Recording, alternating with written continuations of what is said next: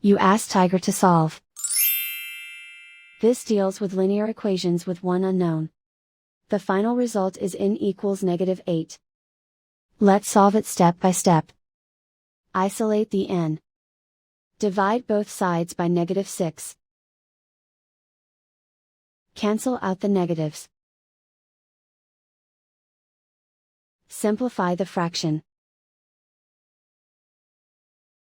Move the negative sign from the denominator to the numerator. Find the greatest common factor of the numerator and denominator. Factor out and cancel the greatest common factor. And so the final result is n equals -8.